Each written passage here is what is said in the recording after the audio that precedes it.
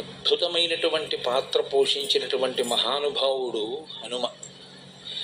గోష్పదీకృతమారాసిం వశకీకృత రాక్షసం రామాయణ మహామాల రత్నం వందే అనిలాత్మజం అని ఆయన గురించి స్తోత్రం చేస్తే ఇదే స్తోత్రం చేస్తాం.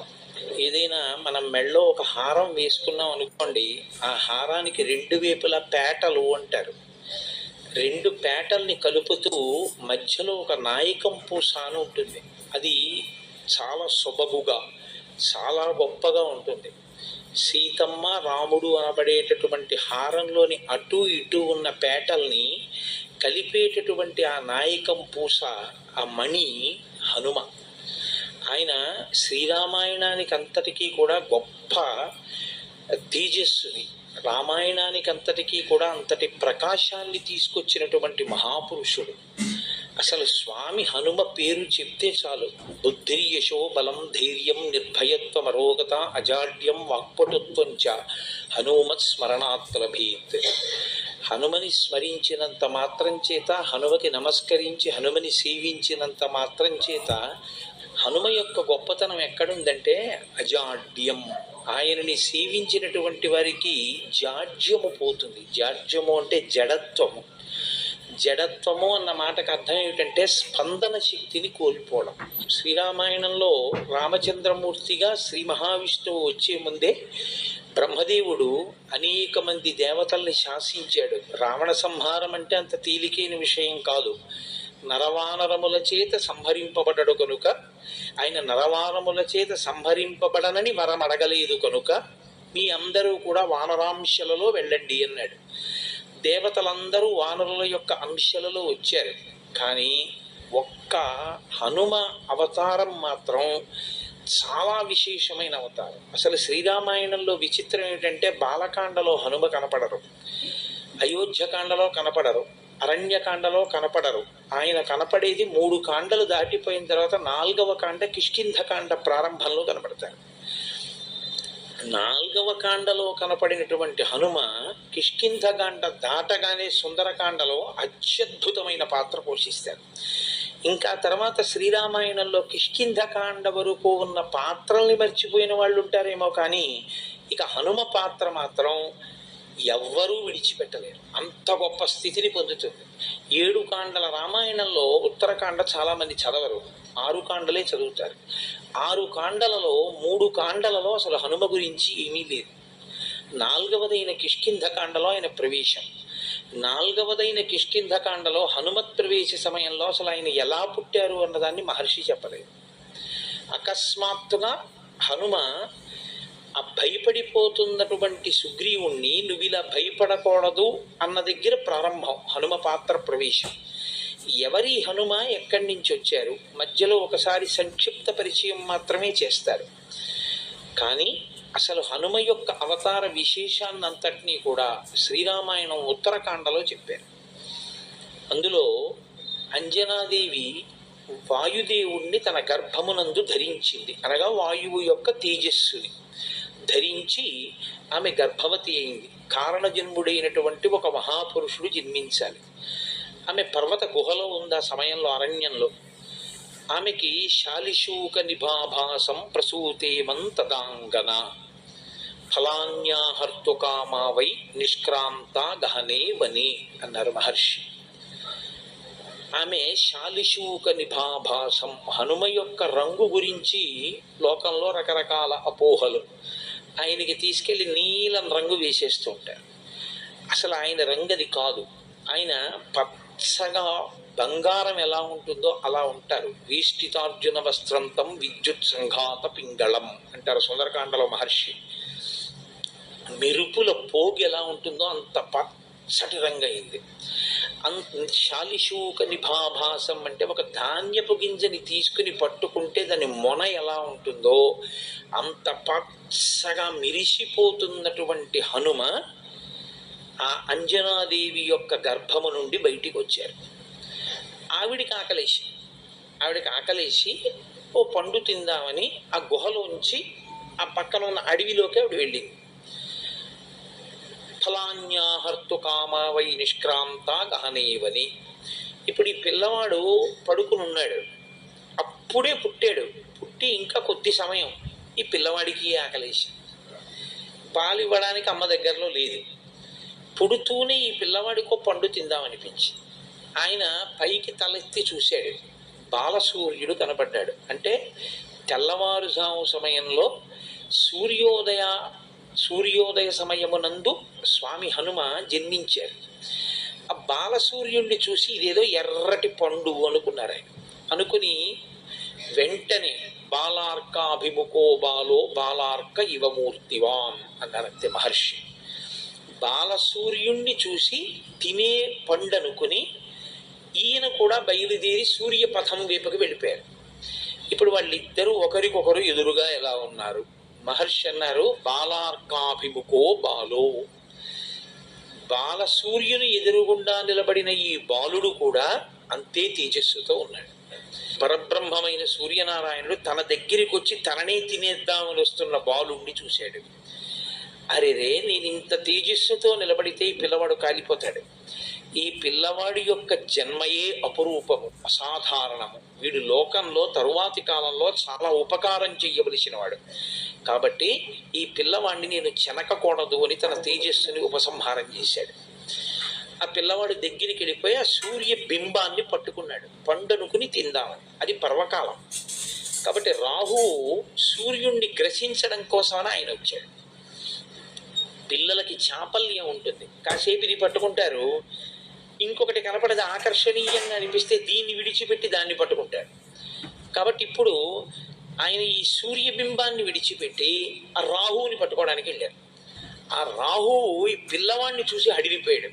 హడిలిపోయి, నాకు దేవతలు వరం ఇచ్చారు, నేను మాత్రమే పర్వకాలంలో సూర్యచంద్రుల్ని రాహువు కేతువు తినాలి. అటువంటిది ఇవాళ ఒక పిల్లవాడు కూడా వచ్చాడు. కాబట్టి దేవతలు మర్యాద తప్పారు. కాబట్టి దేవతల అధిపతినైన ఇంద్రుణ్ణి అడుగుతానని చెప్పి ఆయన వెనక్కి తిరిగి వెళ్ళిపోయాడు. ఈ పిల్లవాడు గబగబా వచ్చి మళ్ళీ సూర్యబింబాన్ని ఈలోగా రాహువు దేవలోకానికి వెళ్ళి దేవేంద్రుడికి ఫిర్యాదు చేశాడు. అయ్యా, పర్వకాలంలో నేను తినాలి, కానీ వేరొక పిల్లవాడు వచ్చి తినేస్తున్నాడు సూర్యుడిని. అది ఎలా సంభవం? నేను వస్తాను పద అని ఇంద్రుడు బయలుదేరి వచ్చాడు ఐరావతం మీద. ఈ పిల్లవాడు సూర్యబింబాన్ని పట్టుకుని అది ఏదో కొరికి తినబడేటటువంటి పండనుకుని కొరకబోతున్న సమయంలో మళ్ళీ రాహు వచ్చాడు.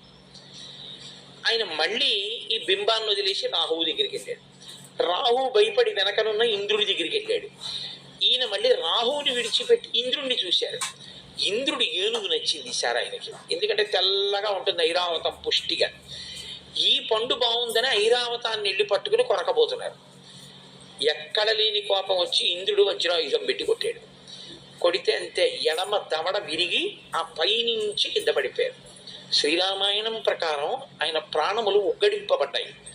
కింద పడిపోయి ఆ గుహలో రాతి మీద పడి కింద పడిపోయారు. కింద పడిపోగానే వాయువుకి తెలిసింది విషయం. అపారమైన తేజోమూర్తిని శ్రీరామాయణ కాలంలో అందరికీ ఉపకరించడానికి నేను కన్నాను, తండ్రినయ్యాను. ఇటువంటి పిల్లవాడిని ఇంద్రుడు ధూర్తుడై వజ్రం పెట్టి కొట్టాడు. కాబట్టి నేను నా ప్రసారమును ఆపేస్తాను. అదో చిత్రం. కాబట్టి ఇప్పుడు వాయువు తన ప్రసారాన్ని ఆపగానే సృష్టిలో ఇప్పటి వరకు జరగని చమత్కారం జరిగింది. ఎవడో హవిస్సిస్తున్నవాడు అలాగే ఉండిపోయాడు, సంధ్యావందనం చేస్తూ అర్ఘ్యమిస్తున్నవాడు అలా ఉండిపోయాడు, నవ్వుతున్నవాడు నవ్వుతూ ఉండిపోయాడు, ఏడుస్తున్నవాడు ఏడుస్తూ ఉండిపోయాడు. ఎక్కడా లోకంలో కదలికలు లేవు. బయట తిరగడం మానే లేదు వాయువు. హనుమై మీద ఇంద్రుడు వజ్రం ప్రయోగిస్తే శరీరముల లోపల తిరగడం కూడా మనిషాడు. ఇప్పుడు అలా ఉండిపోతే దేవతలు బాధపడ్డారు. మనుష్యులు పక్షులు మృగములు అలా అయిపోతే దేవతలకు ఎందుకంటే బాధ? మనం హవిస్సిస్తే తప్ప దేవతలకు అన్నం దొరకదు. మనం ఇచ్చిన హవిస్సే వాళ్ళు తింటారు, తిని తృప్తి పొంది వాళ్ళు వర్షం కురిపిస్తారు. కాబట్టి ఇప్పుడు దేవతలకు హవిస్సు లేదు. కాబట్టి మనుష్యలోకం పక్షాన దేవతలందరూ బ్రహ్మగారి దగ్గరికి వెళ్ళారు. వెళ్ళి, అయ్యా, వాయువు తన యొక్క ప్రసారమును నిలిపివేశాడు, లోకమంతా కాష్టభూతమైంది. ఒక్కసారి మీ సృష్టి వంక చూడండి, ఏది కదలటల్లా. చెట్టు, చిగురుటాకు, పక్షి, జంతువు, నీరు, చాప అన్నీ అలా అయిపోయాయి. ఎలా అంటే బ్రహ్మగారు అన్నారు, వాయు ప్రాణ సుఖం వాయు, వాయు సర్వమిదం జగత్, వాయునా సంపరిత్యక్తం నా సుఖం విందతే జగత్. ఎంత గొప్ప మాట అన్నారండి బ్రహ్మగారు రామాయణంలో. వాయు ప్రాణ, వాయువే ప్రాణము అనండి. వాయువుని రమ్మని నిన్ను పిలవాలి, కోపించి ఉన్నాడు. నేను రాను అని కూడా ఓ మాట అనేస్తే చాలా పెద్ద ప్రళయమే వస్తుంది. కాబట్టి నేనే వస్తానన్నారు బ్రహ్మగారు. తిన్నగా వెళ్ళి పిల్లవాడిని ఇలా ముట్టుకున్నాడు. బ్రహ్మగారు ఇలా ముట్టుకోవడం ఏమిటి? అది సృష్టి శక్తి. బ్రహ్మగారంటే ఆయన ముట్టుకుంటే సృష్టి జరుగుతుంది. కాబట్టి ఆ పిల్లవాడిని ఇలా ముట్టుకోగానే ఆ పిల్లవాడు మళ్ళీ లేచాడు. లేవగానే ఇంద్రుడి వంక చూసి ఆయన అన్నారు, నేను ఇవాళ ఈ పిల్లవాడి వలన దేవతలకు లోకములకు పెద్ద ఉపకారం ఒకటి జరగవలసి ఉంది, అందుకుని మళ్ళీ బ్రతికించాను. మీ అందరూ కూడా ఈ పిల్లవానికి వరములు ఇవ్వండి అంటే ఇంద్రుడు అన్నాడు, ఈ పిల్లవాడిని పడగొట్టింది నేనే. నేను వేసిన వజ్రాయుధానికి ఇతని ఎడమ దవడ సొట్టబడింది కాబట్టి, సొట్టబడిన హనువులు కలిగిన వాడు కాబట్టి ఈ పిల్లవాణ్ణి నేను వజ్రాయుధంతో కొట్టానన్న దానికి గుర్తుగా హనుమా అని పిలవబడతాడు. 2, నేనిచ్చే వరం ఏమిటంటే ఈ పిల్లవాణ్ణి నా వజ్రాయుధము ఇక చెనకలేదు. సూర్య భగవానుడు అన్నాడు, నాలో ఉన్న తేజస్సులో 100వ వంతు ఈ పిల్లవాడికి ఇచ్చేస్తున్నాను. వీడికి శాస్త్రం చదువుకునే యోగ్యత కలిగిన నాడు సమస్త శాస్త్రములు నేను బోధ చేస్తాను. వరుణుడు అన్నాడు, ఈ పిల్లవాడికి అలసట, దగ్గుత్తిక ఇలాంటివి కలగవు. వరుణపాశముల చేత ఈ పిల్లవాడు ఎప్పుడూ మృత్యువుని పొందడు. యమధర్మరాజు గారు అన్నారు, నా శక్తి 2 రకములుగా ఉంటుంది, 1 రోగము, 2 మృత్యువు. ఈ 2 లోకంలో ప్రవేశపెడతాను నేను. నా అనుగ్రహం చేత ఈ పిల్లవాడికి రోగం ఉండదు, ఈ పిల్లవాడికి మృత్యు ఉండదు. కాబట్టి ఇతను మృత్యువునకు అతీతుడై ఉంటాడు. చతుర్ముఖ బ్రహ్మగారు అన్నారు, ఈ పిల్లవాడు బ్రహ్మదండమునకు కూడా లొంగడు. ఎవరికి వచ్చే ఈ శక్తులన్నీ? ఇంకా 1 గుక్కెడు పాలు, అమ్మ పాలు కూడా తాగని పిల్లవాడికి బహుశః పౌరాణిక వాంగ్మయంలో ఎవరికీ కలగనంత రీతిలో హనుమకొచ్చాయి ఇవన్నీ పుట్టిన గంటలో. ఇన్ని దేవతల శక్తులు ఆయనకు వచ్చేసాయి. ఇంతమంది మిగిలిన దేవతలందరూ వచ్చారు. అందరూ తమ తమ శక్తుల్ని ధారపోయడంలో చిత్రం ఏమిటంటే, అమ్మవారు ఆవిర్భవిస్తుంటుంది దేవీ భాగవతంలో. అప్పుడు తమ శక్తిలో కొంత ధారపోస్తారు.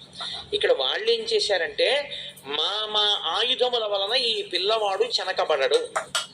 కాబట్టి ఇప్పుడు హనుమని బంధించగలిగినది, కొట్టగలిగినది, చంపగలిగినది, అలసటకి గురి చెయ్యగలిగినది, కాల్చగలిగినది, తడపగలిగినది ఏది ఎవరికి శక్తి లేదు. అటువంటి ఒక మహాభూతము తయారైంది, ఆయనే హనుమ. 1 గంటలో ఇన్ని శక్తుల్ని ఆ పిల్లవాడికి ఇచ్చేశారు. ఆయన పసిపిల్లాడు. ఇన్ని శక్తుల్ని ఇచ్చారు కానీ బాల్య చాపల్యమును తీయలేదు. ఈయన అంజనాదేవితో కలిసి వెళ్ళి మున్యాశ్రమములకు వెళ్ళి ఆ చెట్లన్నీ విరగొట్టేసేవారు, ఆ పాటలన్నీ పీకేసేవారు, ఆ బట్టలన్నీ చింపేసేవారు. విపరీతమైన బలం. అది ఎలా వినియోగించుకోవాలో తెలియగలిగినటువంటి పరిణితిని పొందినటువంటి వయస్సు కాలం. చాపల్యము చేత ఈ బలమంతా కూడా అందరినీ ఇబ్బంది పెట్టేదిగా తయారైంది. అప్పుడు ఋషులందరూ అన్నారు, ఈ పిల్లవాని బలము ఈ పిల్లవాడు మరిచిపోవుగాక. మరి ఎప్పుడు గుర్తొస్తుంది ఈ పిల్లాడికి అని అడిగారు. యదా తే స్మార్యతే కీర్తి తదా తే వర్ధతే బలం. ఈ పిల్లవాని యొక్క బలాన్ని మళ్ళీ జ్ఞాపకం చెయ్యడం కోసమని ఏ మహాపురుషుడు ఏ కాలమునందు స్తోత్రం చేస్తాడో ఆ కాలమునందు జ్ఞాపకానికి వస్తుంది. అంటే ఇప్పటికీ హనుమ మరిచిపోయి ఉన్నారా తన బలాన్ని? మరిచిపోయి ఉంటే 100 యోజనములు ఎలా దాటారండి? హనుమ ఎప్పుడూ బలవంతులే. ఆయన శాపం ఎప్పుడు తీరిపోయిందో తెలుసా అండి? కిష్కింధకాండ చివరిలో తీరిపోయాయి. కిష్కింధకాండ చివరిలోకి వెళ్ళినప్పుడు ఆ 100 యోజనముల సముద్రాన్ని దాటి వెళ్ళాలి. దొరికేసిందిగా, విషయం తెలిసిపోయింది. 100 యోజనములు దాటి వెళ్ళిపోతే అవతల ఉన్న కాంచన లంకలో శిశుపా వృక్షం కింద సీతమ్మ తల్లి ఉందని ఎలా తెలుసు? అంటే దూరదృష్టి కలిగినటువంటి వాడు సంపాతి ఎంత దూరమైనా చూసి చెప్పగలడు. ఇదిగో ఇక్కడి నుంచి నాకు చూస్తే 100 యోజనముల అవతల కాంచనలంకలో ఉన్నటువంటి శీశుపావృక్షం కింద కూర్చున్న సీతమ్మ తల్లి నాకు కనపడుతోంది, అక్కడుంది సీతమ్మ అని చెప్పాడు. కాబట్టి ఇప్పుడు 100 యోజనములు దాటి వెళ్ళాలి. ఎవరు వెడతారు?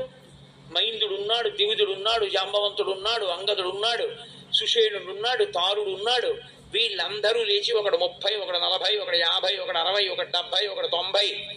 ఎవడు ఎంత చెప్పినా 100 వెళ్ళి 100 తిరిగి రాలేని వాడు సముద్రంలోనే పడిపోతాడు. ఒక్క అంగదుడు అన్నాడు, నేను 100 యోజనములు దాటి లంకాపట్టణం ప్రవేశము చేయగలను, కానీ తిరిగి నేను వెనక్కి రాగలనా అన్న విషయంలో నాకు స్థిరమైనటువంటి అభిప్రాయం లేదు, రాగలనో రాలేను అన్నాడు. జాంబవంతుడు అన్నాడు, నువ్వు ప్రభువువి, నిన్ను పంపించడేమిటి అని అప్పుడు స్తోత్రం చేశాడు హనుమని. హనుమ, నీ శక్తి నీకు తెలియదు, నువ్వు నీ శక్తిని పుంజుకో, నీ బలాన్ని నువ్వు మరిచిపోయావు, నీకింత శక్తి ఉంది, నువ్వు వాయుదేవుని కుమారుడవు అని స్తోత్రం చేశాడు. ఆయన్ని స్తోత్రం చేసి గుర్తు చెయ్యగానే శాప విమోచనం అయిపోయింది, ఆయనకి బలం వచ్చేసింది. హనుమ ఉత్తరక్షణ ప్రతిజ్ఞ చేశాడు, నేను ఇక్కడ నుంచి బయలుదేరితే, నేను నిలబడినప్పుడు, నేను ఇక్కడి నుంచి ఎగిరినప్పుడు నా పాదముల యొక్క శక్తిని భూమి తట్టుకోలేక పాతాళములోకి కుంగిపోతుంది. కాబట్టి నేను మహేంద్రగిరి పర్వత శిఖరముల మీద నిలబడి అక్కడి నుంచి బయలుదేరుతాను. నా శక్తి ఏమిటో నాకు అర్థమైంది. 100 యోజనముల సముద్రమును నేను లంఘించి ఆవలకి వెళ్ళక్కర్లేదు, నేను ఇప్పుడు 100 యోజనములు గడచి వెడతానన్నారు ఆయన. అప్పుడే పోయింది ఆయన ఆ శాపం. హనుమ గురించి ఒక మాట చెప్తారు కిష్కింధకాండ చిట్ట చివరి శ్లోకంలో, సవేగవాన్ వేగ సమాహితాత్మ హరిప్రవీర పరవీరహంత మనస్సమాధాయ మహానుభావో జగామలంకాం మనసా మనస్వి. ఇది చివరి శ్లోకం కిష్కింధకాండకి. మహర్షి అన్నారు, శరీరంతో వెళ్ళాలి సముద్రం దాటి, మనసుతో వెళ్ళిపోయారు హనుమన్నారు. అది ఆయన మనోజవం, ఆయనకేం భయం లేదు. హనుమ అంటే హనుమే. అందుకే రామాయణంలో మీరు జాగ్రత్తగా పరిశీలిస్తే హనుమ ఎక్కడ ఉంటారో అక్కడ ప్రాణములు నిలబడతాయి. మీరు చూడండి, ఆయన మొట్టమొదటి కిష్కింధకాండలో కనపడ్డప్పుడు సుగ్రీవుడు హడిలిపోయి పారిపోతున్నాడు. ఆపారు ఆయన. ఎందుకు అలా పారిపోతున్నావు అని అడిగారు. లఘుచిత్తతమాత్మానం నస్థాపయసి యోమత అన్నారు ఆప్చేసి. ఇంత తేలికైన మనస్సున్న వాడివి, ఇంత పిరికి వాడివి, నువ్వు వానరాజ్యానికి రాజు అవుతావా నువ్వు? అహో శాఖా మృగత్వంతే అన్నారు. అది మంత్రి అంటే. ఎప్పుడు ఎలా మాట్లాడాలో అలా మాట్లాడారు. కొమ్మల మీద తిరిగే కోతి ఏమిట్రా ఈ పరుగో అని అడిగారు. ప్రభువు అని దయ చూపించలేదు. ఏమిటా పరిగెత్తడం ఏమిటి? ఎందుకు పరిగెడుతున్నావు వృక్షమూకం మీద? వాలి రాడుగా ఇక్కడికి, దేనికి నీకు భయం? 2 నరులు వస్తున్నారు, చూడు ఎలా ఉన్నారు. రామలక్ష్మణులు వెళ్ళిపోతున్నారు అక్కడ పంపా తీరంలో. వాలి పంపి ఉంటాడు నన్ను చంపడానికి, వాళ్ళిద్దరిని చూస్తే భయం ఇట్లా, అందుకే పారిపోతున్నానన్న. చూస్తే పారిపోవడమే, వాళ్ళెవరో ఏమిటో నేను కనుక్కొస్తాను, అలా ఉండు. వెళ్ళి రామలక్ష్మణులతో సుగ్రీవుడికి మైత్రి చేయించారు. రామలక్ష్మణులకు సుగ్రీవుడికి మైత్రి జరిగింది కాబట్టి సుగ్రీవుడికి రాజ్యం వచ్చింది. సుగ్రీవుడి భార్య రుమ సుగ్రీవుడికి దక్కింది. అసలు యుద్ధకాండలో ఆయన చేసినటువంటిది ఒక అత్యద్భుతాన్ని చేశారు ఆయన. అది అనన్య సామాన్యం. ఎందుచేత అంటే ఒకరోజు యుద్ధకాండలో ఇంద్రజిత్ యుద్ధం చేశాడు. యుద్ధం చేసినప్పుడు వానర సైన్యంలో ఎవ్వరూ లేచి నిలబడడానికి వీలు లేకుండా రామచంద్రమూర్తి అంతటి వాడు నిలబడిన తీరుని వాల్మీకి మహర్షి వర్ణించారు. వడగళ్ల వానలో నిలబడిన వాడిలా ఉన్నాడు రాముడు అన్నారు. ఒక వానరుణ్ణి కాదు, కొన్ని కోట్ల మంది వానరుల్ని, 84 కోట్ల మంది వానరుల్ని అని నాకు జ్ఞాపకం. ఆకాశంలో మేఘాల చాట్న ఉండి ఎప్పుడు బాణం తీశాడో, ఎప్పుడు బాణం వేశాడో తెలియకుండా అందరి శరీరంలోనూ బాణాల ములుకులు విరిగిపోయాయి. కొన్ని లక్షల మంది చనిపోయారు, కొన్ని లక్షల మందికి కాళ్ళు చేతులు విరిగిపోయాయి. రామలక్ష్మణులు కూడా పడిపోయారు నేల మీద. ఆ పడిపోయిన రోజున బ్రహ్మాస్త్రానికి కట్టుబడడు కాబట్టి ఇంద్రజిత్ బ్రహ్మాస్త్రం వేసి విడిపోతే హనుమ ఒక్కరే బ్రహ్మాస్త్రమునకు కట్టుబడరు కాబట్టి ఆయన లేచారు. గౌరవం ఇచ్చి బ్రహ్మాస్త్రానికి కాసేపు కట్టుబడి లేచారు. విభీషణుడికి తెలుసు కాబట్టి తట్టుకున్నాడు. ఇక మిగిలినటువంటి వీళ్ళిద్దరూ 2 కాగడాలు పట్టుకుని అసలు బతికున్నారా ముఖ్యమైన వీరులు చూద్దామని వెడుతున్నారు. పెద్దవాడు అని జాంబవంతుడి దగ్గరికి వెళ్ళారు. కనురెప్ప పైకెత్తడానికి లేదు జాంబవంతుడికి, అలా కొట్టేశాడు ఇంద్రజిత్తు. పడిపోయి ఉన్నాడు ఆయన పెద్దవాడు. కాగడాలు పట్టుకుని వెళ్ళి విభీషణుడు అన్నాడు, తాతా కుశలమా అని అడిగాడు. అంటే జాంబవంతుడు అన్నాడు, హనుమ కుశలమా అని అడిగాడు. అడిగితే విభీషణుడు అన్నాడు, తాత రామలక్ష్మణులు కుశలమా అని అడగవలసింది, నువ్వు అలా అడగలేదు. నువ్వు అలా అడగకుండా హనుమ కుశలమా అని అడుగుతున్నావు, పొరపాటు పడ్డావా అన్నారు. అంటే జాంబవంతుడు అన్నాడు, నేను పొరపాటు పడి అడగలేదు, పూర్తి స్వస్థతతో ఈ మాట చెప్తున్నాను నేను. ఎందుకో తెలుసా, ఆ హనుమ ప్రాణాలతో కాని ఉన్నారా మనందరం ఉన్నట్లే. హనుమజ్జుజ్జిత ప్రాణే జీవంతోపి వయం హతాః. ఆ హనుమ కాని మరణించారా మనందరం బతికున్నా చచ్చిపోయినట్టు. ఒకవేళ మనందరం చచ్చిపోయిన హనుమొక్కరు బతికుంటే మనందరం బతికినట్టే, బతికించేస్తారే. అందుకు అడిగాను, ఉన్నాడా క్షేమంగా. ఇంకొకడైతే ఈ కితాబు విన్నందుకు, చూసావా నా సంగతి అంటాడు విభీషణుణ్ణి. హనుమ ఓంగి జాంబవంతుడి పాదములు పట్టుకుని, తాత హనుమ నీకు నమస్కరించుచున్నాడు అన్నారు. అంటే ఆయన అన్నారు, నాయన వేళ లేదు, ఈ రాత్రి లోపల బతకాలి సైన్యం. ఉత్తర క్షణంలో ఎక్కడున్నారు వాళ్ళు? దక్షిణ సముద్రానికి ఆవల కాంచనలంకలో ఉన్నారు. ఈ రాత్రికి రాత్రే నువ్వు ఇక్కడి నుంచి ఎగిరిపోయి ఉత్తర దిక్కున కైలాసము వృషభము అన్న 2 పర్వతముల మధ్యలోకి వెళ్ళాలి. అక్కడ ఒక ఓషధీ పర్వతం ఉంది, అందులో 4 ఓషధులు ఉన్నాయి. నువ్వు వెంటనే వెళ్ళి ఆ 4 ఓషధులు పట్టుకొచ్చేయాలి 10 నిమిషాల్లో. వాల్మీకి రామాయణంలో మహర్షి ఏమన్నారో తెలుసా అండి? రావణాసురుడి మేడ కూడా కదిలిపోయింది ఆయన వేగానికి. ఇలా కన్ను మూసి కన్ను తెరిచేటప్పటికి మెరుపు మెరిసినట్టు వెళ్ళిపోయారంటే అది ఆయన మారుతతుల్య వేగం. అంటే కైలాసము వృషభము మధ్యలోకి వెడితే ఓషధులు అనుకున్నాయి, ఈయన మనని తీసుకెళ్ళిపోవడానికి వస్తున్నాడు, ఈయనకి కనపడకుండా దాక్కుందామని తేజస్సుని అవి ఉపసంహారం చేస్తే రామకార్యం మీద వచ్చిన నాకు ఉపయోగపడకుండా దాక్కుంటారా? మీరెక్కడున్నా మా వైద్యుడున్నాడు సుషేనుడు, ఆయన కనిపెడతాడు అని పర్వతాన్ని పెకలించి తీసుకొచ్చేశారు లంకాపట్టణానికి. తీసుకొచ్చి అక్కడ పర్వతాన్ని దింపితే ఈ 4 ఓషధుల యొక్క శక్తికి ఈ 4 ఓషధులు ఎవరి కొరకు తేబడ్డాయో వాళ్ళు బతుకుతారు, అందుకని రాక్షసులు బతకలేదు. అది హనుమ యొక్క శక్తి. అంటే పని అయిపోయిన తర్వాత ఇంక ఈ పర్వతం ఇక్కడెందుకు, మళ్ళీ ఆ శిఖరాన్ని పట్టుకెళ్ళి ఎక్కడి నుంచి తెచ్చారో అక్కడ